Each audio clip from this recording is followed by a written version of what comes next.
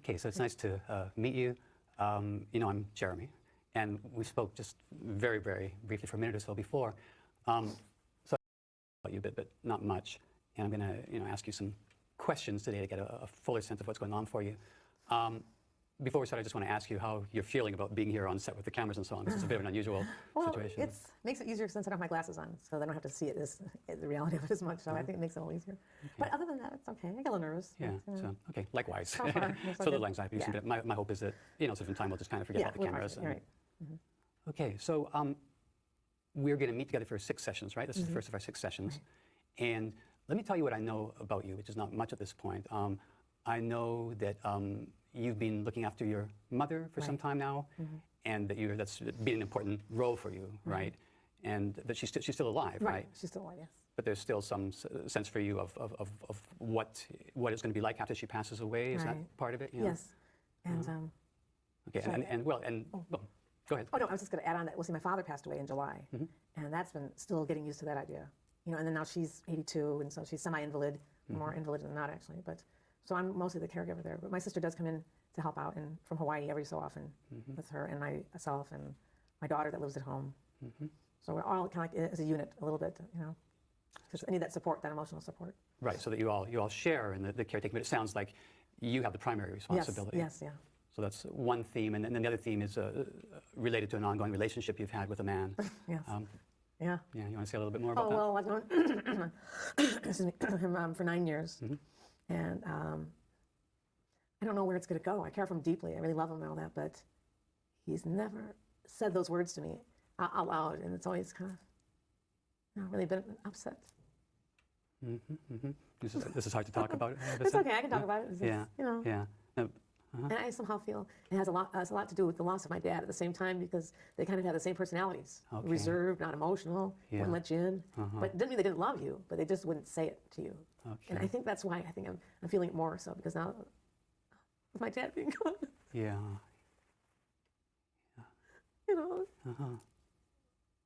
Yeah. It's okay. Take as much time as you want. Oh, I don't mind. It's okay. It's okay. But this is how we learn. Yeah. Yeah. It's okay. So. There's a lot of pain there, huh? Yeah. Yeah. So that's why I wanted to come, to be able to understand how to deal with all this. Sure. Yeah. So there's a lot of pain and a lot of sadness there, and you're saying with your current boyfriend, his the fact that he's kind of sort of withholding, or never really says that he loves you, is an ongoing source of. It's been going on like this for 9 years, even though I think that he does. I mean, it's like a cat and mouse game. Do you or don't you? And I can never get answers out of him. I keep trying to talk to him about it, and he shuts me down. And maybe it's his own stuff too going on, because he grew up in a family with a bunch of drinkers. He doesn't drink anymore. I used to drink. I've stopped now for 15 years, and he stopped for like 11 or 12. Okay. So it's good that we're sober together. Yeah. It's just that we're, how do you peel the onions? It's just getting to the layers, getting them all to the core of who that person is. Right. No, there's something that I don't want to lose, which is that you talked about similarities between him and your father, right? And that seemed particularly poignant to me. So maybe you can say a little bit about your father. Oh, how he was. Well, my father was nice at times, but he had a very, our whole family always had a very tumultuous relationship with him too, because you never knew how he was going to be. He was very, very moody and very, very temperamental, very angry and abusive. And he was emotionally abusive, and he physically abused me a long time ago. In what way? He beat me up. When I used to drink, I had gone out one time, and I came back, and I was drunk, and this man that I liked, I brought him in, and I don't know, I guess I was just bringing him in. I didn't want to be left alone, And so my brother came up from downstairs, and he tried to hide the guy to get him outside, and my dad came down and started to hit me. He left bruises on me, definitely. Now, he never ever acknowledged that he was sorry. He thought I deserved it. And was this just once that he beat you, or was it more than once? He beat me up that one time. I was in my 30s, actually. That was just the one time. But I see. he was always very emotionally abusive to all of us. I think I got a little bit more than some of us, perhaps. Maybe I'm not really sure of that. But he never said he was sorry. And even to the day before a few months even before he died, he still felt I deserved it. And I think that was part of his dementia going in there. I mean, I think in one way he felt bad, but he just couldn't let that surface. Right. Just couldn't let it come out to say, I may love you, and I'm sorry for doing that, but you deserved it because you were drunk. But I just didn't feel I deserved that. Even when you're like that, you don't deserve to be beat up. Right. So that sounds very significant, not just that he was abusive and that he beat you, but that to the day he died, Yeah, He he never still said, wouldn't say. Yeah. He would come down the steps and he would say, "Oh, you make me sick," just to look at me. And, He would say that Oh to you? yeah, see, but he was very sick himself. Yeah. But I mean, it's part of. I really believe it was a lot of the dementia too. And he was his mind was kind of like going in and out that way. So he became more abusive as he got older and sicker. Yeah, in some ways. And then his moods would change because I think that was also part of the dementia. In and out. Yeah. And how was he abusive when he was younger?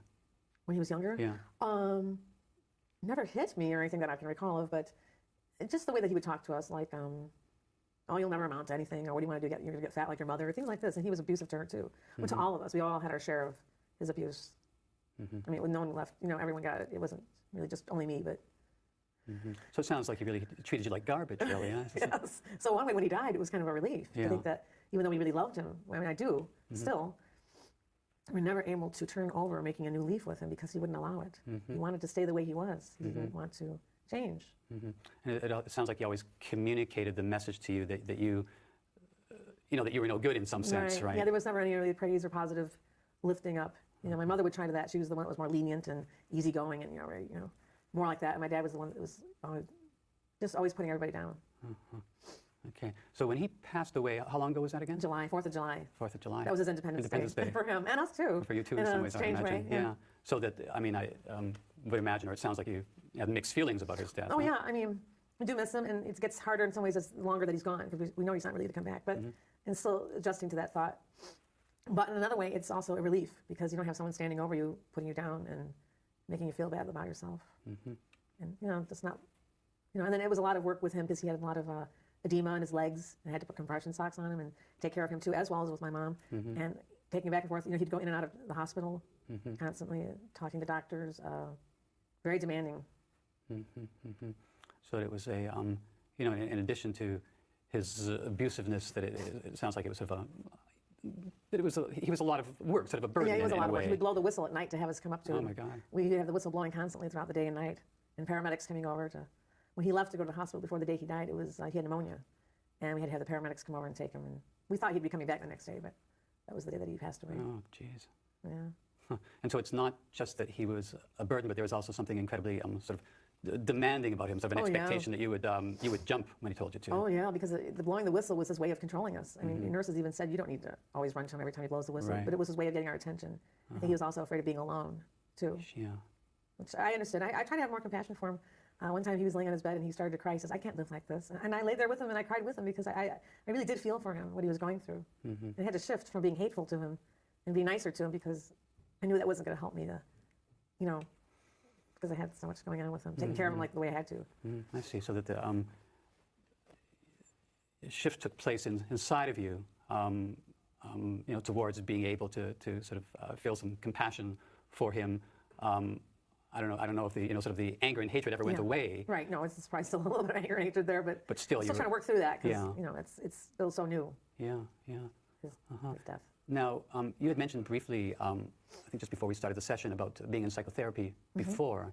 So can you tell me a bit about that Well, I experience? haven't been in therapy for quite a while, but it was a long time ago, and it was mostly about, at the time, trying to meet people. I think it was back in the 80s, and I don't know how long I'd gone there for, I think a few months. And then why did I stop? Oh, I was going to go into the EST seminar training, which I did. And the third person I was seeing at the time was warning me because they said that a lot of times people, after they come out of there, feel like they can do anything. And, well, you can do things, but you have to be careful about how you're going about things. Not have the false illusion about stuff.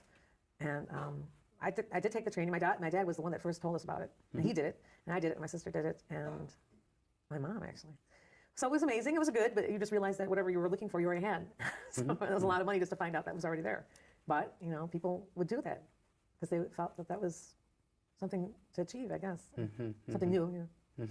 So it when you say it was amazing, I'm not sure if you're saying that it really, so you got something out of it. It sounds like you're also saying that in the end, you just sort of nothing. It came to nothing in a Well, way. the truth is, it came to that whatever I was trying to find out, I already knew. But what I mean by amazing, it was just a hard thing to go through. For 2 weekends of sitting in a room and this man's giving out information and kind of, getting to make you aware of certain things and a lot of stuff. That was a hard one to go through. So that's what I mean when I say amazing. It was it was actually hard to do. Right, but not that it was something that had a sort of a positive, lasting effect on your life. Oh, well, for a while it did. I didn't feel as afraid about a lot of things and stuff. I felt a little more courageous, but that kind of subsided. Now I'm afraid of some things and some things I'm not. It just as I get older, I think I become more worried.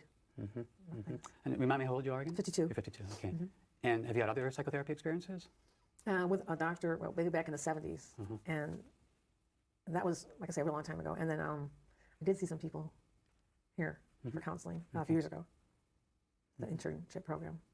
And were the other experiences helpful to you at all? Or? Yeah, it was, like I said, a really long time ago. But I think I always need something really consistent to keep me going because I get excited for a while, I'll do things, and then I'll get back to the same thing. Right. Yeah. Okay, okay. So right now, in terms of what you really are hoping to accomplish in the time we have together, part of it, I guess, has to do with really sorting out this relationship with this guy. Part of it has to do with, sort of dealing with your relationship to your mother and sort of anticipating what it's going to be like when she passes away. But let me, sort of turn it over to you, and maybe you can, in your own words, give me some sense of what you're hoping will come out of our time together. Oh, well, a big question. Yeah, that's a good one.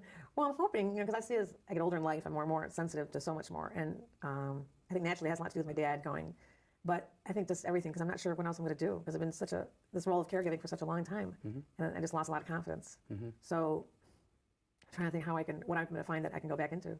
Because I used to do hair, but I haven't done that in a long time. So, and my license is not up to date. So, I mean, there's a possibility I could go back to that. But I'm trying to think what else I could, find out. More, things that I can develop to make money before I get too much older than I am. Okay, so that's one sort of goal in a way, trying to sort of sort out what you're going to do. Right. Yeah, because I feel at my age I let it going too long, but I don't know how to get it excited enough, and determined to stay that way to find out what to do. And is that a theme, sort of getting sort of interested or enthusiastic about something and then not being able to maintain the degree of enthusiasm? Right, exactly. To stay that way, stay motivated to finding out what to do, because. I know I have to do something because when she goes, there's so many things that could happen. The house could go, moving, it could be very traumatic for all of us, not just me, because there's a few other people living at the house. And I have a daughter that's 14. You have a daughter that's 14? And, that's another challenge there too. She's got ADHD and she's in a special ed class. Now, is this from a previous marriage? No, just a relationship. A previous relationship, we weren't married, but I wanted to have her, so. Okay. And so she's living at home with you? With me and my sister and my mom and my brother that live at the house. Okay, so you're all living at the house. You, your sister, your mom, and your brother. And your sister and your brother, tell me a bit about them. Well, my sister lives in Hawaii. She comes back and forth every 3 to 4 months, and she stays for about, maybe 2 or 3. And she'll come and she does her own educational workshops, actually through Governor State. And she teaches, she's an educator. And she also helps, like I say, with my mom and with Marissa. She's good with her. And then my brother was working at a job, actually, but he just got laid off. So now he's trying to figure out what he's going to do. So I feel like we're all these lost souls trying to, what are we going to do? What are we going to do? But at least I'm aware of it, I guess. Yeah. But I get that sense. There's a sense in which the whole family. Let's talk a little bit more about your boyfriend, okay? So you've been with him for how long? 9 years. 9 years, yeah. And what's the story there? What's going on there? Well, the story is that, like I say, we see each other a lot, but I've just become more and more needy of him, of everything, with him, out of my own insecurity. I think, like I say, more since my dad's been gone, I notice it even more. And I feel bad because sometimes I feel like I'm complaining to him too much to change for me, when it's just that I should be changing for me. But I put a lot of emphasis on him making it happen for me if he changes. And I feel like that's wrong. And what does that mean? How do you want him to change? Well, I wish that's a bad word, but I mean, I had hoped, like by now he would have, made some declaration that he loved me, that he'd say it at least. I hope that maybe he's just so suppressed in his own way. And I don't know, he's gone through a lot himself. He had rotary cuff surgery on his arm, and he's a carpenter.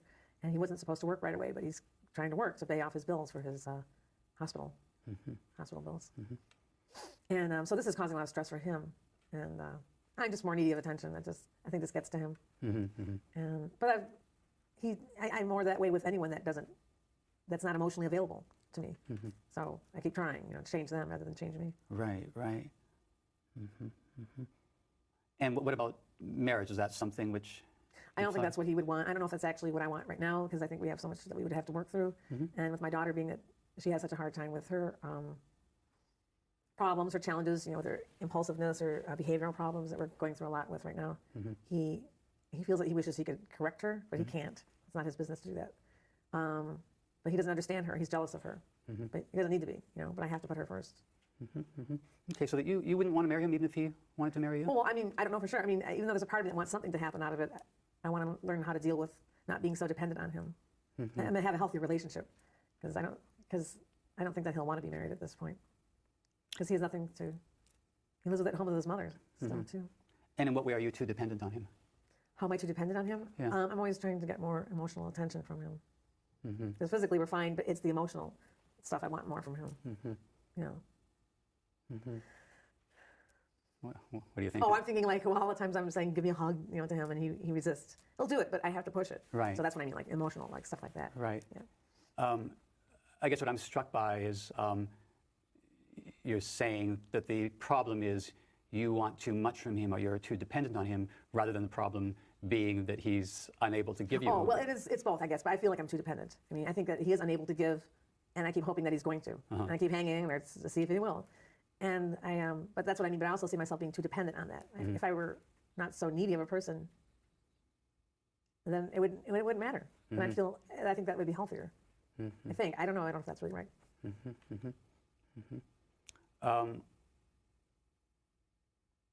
Have you ever considered leaving him?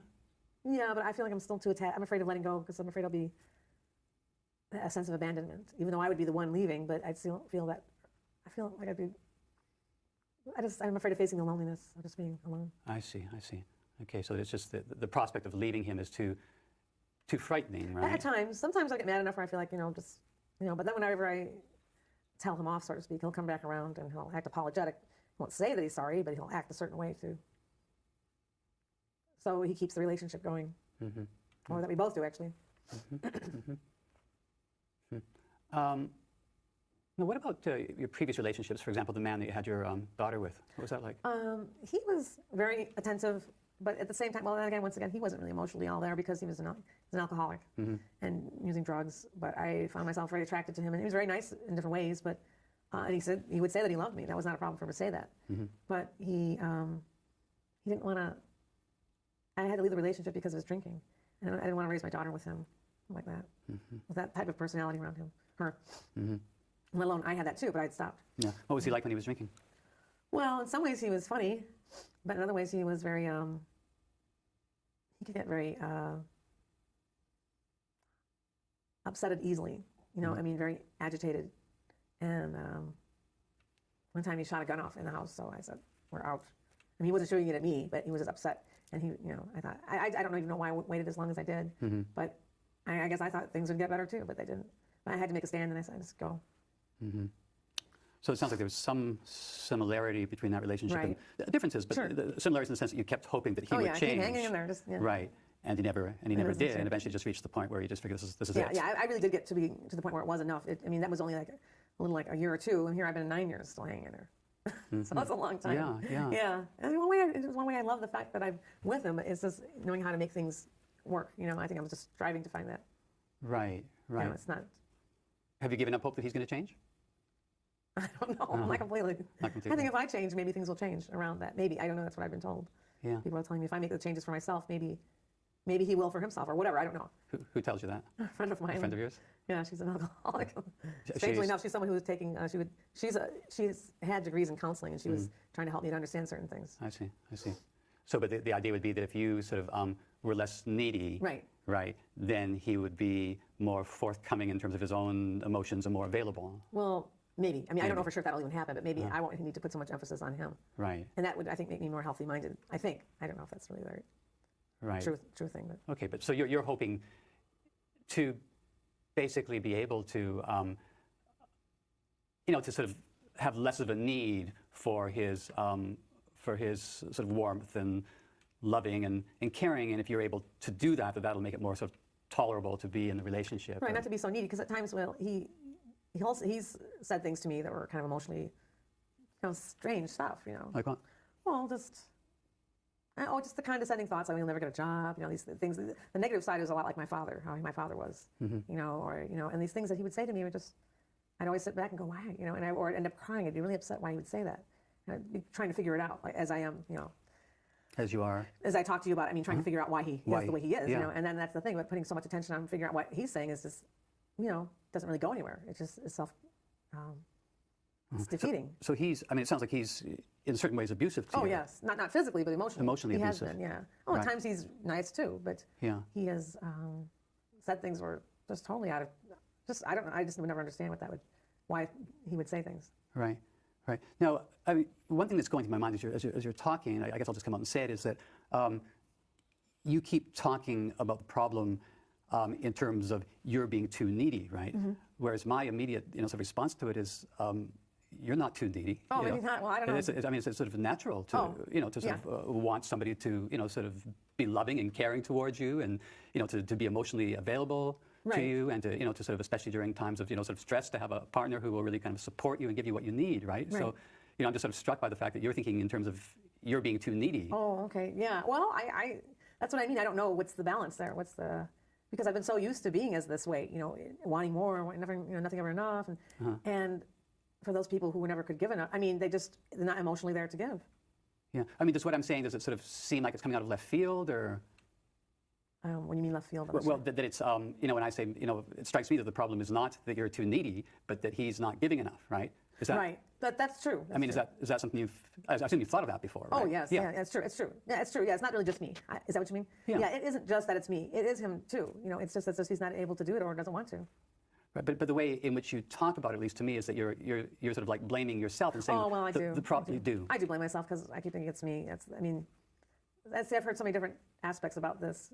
If I change, then everything else will change around you. But see, because I know I can't make him change. But I know I can make me change. I see. Yes. Right. So that's makes sense at one level. If you can't make him change, then at least you can, there's more of a chance of being able to make yourself change, right? Right. But I'm also struck by the fact that, the way in which you sort of like blame yourself or hold yourself responsible, sort of reminds me in some ways of, when you're talking about your father, to the day he died, he would never admit that he had done something wrong. It was always your fault in some way. Right. He was always blaming me. Right. And so to me, and this is all at a sort of conceptual level. Sure, It's probably not sure. going to mean anything, but it's like it seems like it's the same thing going on, right? That it's like, your boyfriend is in some ways like your father. Right. Exactly. Yeah. Right. And basically, you're blaming yourself rather than saying that he's abusive and he's not the right guy for me. And Right. I guess I'm afraid to really acknowledge that he's. I mean, I know in a lot of ways he probably isn't.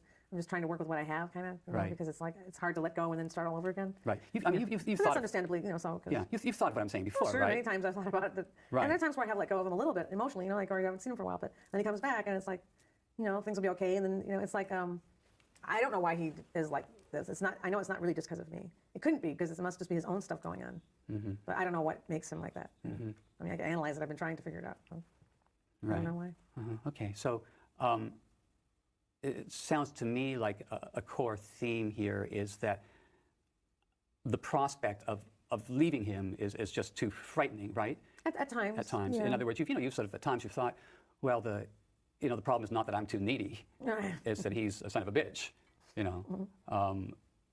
But it sounds like it may be hard for you to even go there. That's if you start thinking that, then where does that leave you? No, there are times where I felt really upset with him, where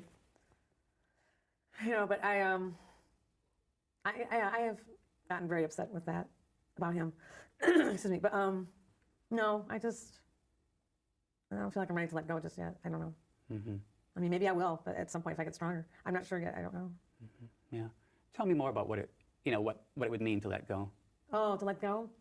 Well, letting go, I think in one way could be good, but then I think I fear, well, if he meets other people, will he see them? And then I have all this thought and worry behind it, and then I get anxious, when I start thinking too much that way. I mean, if I think of myself of letting go, in some ways for myself to become more stable, it doesn't bother me. But letting go of actually him right now, I don't know. It's I think that's what I mean. I'm being more needy. I think going back to my father being gone, I think it's like maybe I'm hanging on to him more because he's so much like my father. It's the next best thing to replacing him physically because my dad's gone. So here I take him in and make him like my dad. In a roundabout way, I mean. So you're saying, at first when you're saying that, what I thought you were saying was that you have even more of a need to have somebody there because your father's gone. Right. But Yes. it sounds like you're saying something else as well. That there's some way in which he kind of replaces your father in certain ways because he's Yes. like your father. Well, that's true. That's true. And since my dad's not here, it's like I'm substituting. I feel like I'm substituting that behavior and pattern because that's all I've been used to. Right. Is that from my dad, and now he's filling in. But he's never going to be him, of course, you know, he is who he is, but But it's like that's, in a sense, that's what love means to you in some way. I think, I don't know. It sounds like you're not sure. I'm not sure about really that, at the yeah. moment. It's hard to say because I don't know. Him, yeah, because one way, and love is like always being there for you. And then one way, that's what he does give to me. He is around. He's just not able to know how to understand things that I go through because that's just how he is. His personal, his makeup of who he is emotionally is just not like mine. He can blow things off much quicker, and I take things more and more sensitive. So you try to, sounds like you try to sort of understand the situation in terms of, just in terms of, well, this is the way he is in some way, right? It sounds almost like you sort of explain his behavior away in some way. Yeah, I guess I have. Well, yeah, I don't know how else to look at it because Yeah. it's just I've never dealt with someone that he seems very complicated to me at times. Right. How he is, because he's very moody. He's very moody, yeah. So it's like, it's not that he doesn't love me, this is just the way he is, right? It could be as simple as that. Yeah, But I keep looking to think that it's something more or worse or something because I don't know how else to see it because of my negative thinking and I don't know how to project. Maybe there's good there that I'm not finding. I don't really know, but I'm trying to. When you say maybe there's something more complicated or negative there, can you say a little more? Well, I mean, when I complicated, I don't know. I just remember the first year I'd started dating him, we were looking at some yearbooks, and I remember trying to say something to him like, "Why are you being like this?" And he said something to me, "It's not you. It's not nothing wrong with you. It's just me." It's like he's always known. That it's like a game that he's playing or something. Of knowing that he's going to say something that he might hurt me, and knowing I'm going to be affected, but then acting like he never did it. That's what he'll do. He'll say, "I didn't hurt your feelings." I say, "Yes, you did." He goes, "Oh, you're not hurt." I said, "Yes, I am." So he's trying to take away something that's me. How can someone say something like that? They don't know. I mean, I'm going to say something that's obvious, but again, it sounds like your father. Well, right, exactly. But that's what I'm saying. Yeah. They are so much like each other in a lot of ways. Yeah. Right. He sort of like denies the fact. Denial. Yeah, deny that it's there. Right. Like afraid. A lot of fear. I sense a lot of fear in him. Right. And my dad was like that too. I think he was fearful also. Right. So you hang in there, excuse me, trying to kind of make sense of his behavior, right? Trying to understand why he's doing what he's doing. Getting some needs met, obviously. Right. But not getting other needs. Right. It's the emotional stuff. Yeah. And I mean, it sounds very, very painful to me. It is in a lot of ways. I mean, last day or two, I wrote out a list for him, 10 things I'd like for him to do for me that would show me that he cared about me. And I feel like he's trying a little bit more. And I mean, I'll see. I mean, and he could do the same with me, but he hasn't. But because I'm the one that seems more needy, I feel I have to have him show me somehow. Okay. So that again, it sounds like you're thinking maybe he'll change, right? Maybe he'll. Maybe. Okay, we just have a minute or so left. So before we end, I'm wondering if there's anything you want to ask me. Oh, well, I'm just thinking as we're talking too that my immediate thing I want to say to you is that wrong. Well, I want to say, is it wrong to be? Well, it's not wrong to want to have your needs met then. I don't think so. No. And yeah, okay. That's all I can think of to ask right now. Okay. Well, we'll meet next week. I'll think about what we've talked about, and you can think about what we've talked about, and maybe more questions will come up for you that you want to ask me. Okay. And then we'll continue, okay? All right. Okay. Sounds good. Nice meeting you. Nice meeting you.